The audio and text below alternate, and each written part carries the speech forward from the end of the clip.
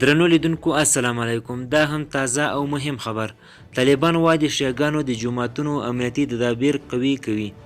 په افغانستان کې د طالبانو مقاومت وايي چې د شیعاګانو د جوماتونو امنیتي تدابیر قوي کوي.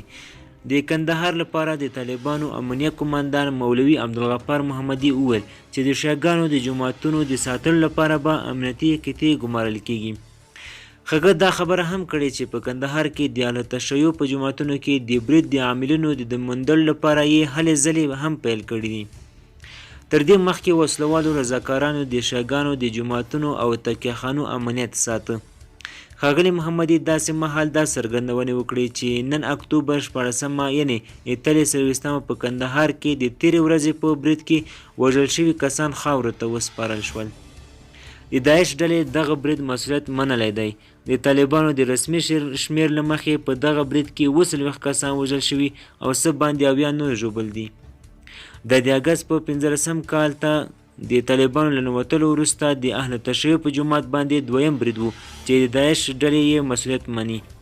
تېره اونۍ په کندوز کې هم همداسې برید وکړ او لسګونه کسان پکې وژل شول. امریکا، ملګري ملتونه او ځینې نور هیوادونه نړیوال سازمانونه دا برید غندلی دی. دوستانو ویډیو تر همدې ځایه وه. د لا زیاتو معلوماتو لپاره زموږ چینل سره سبسکرایب کړئ. مننه.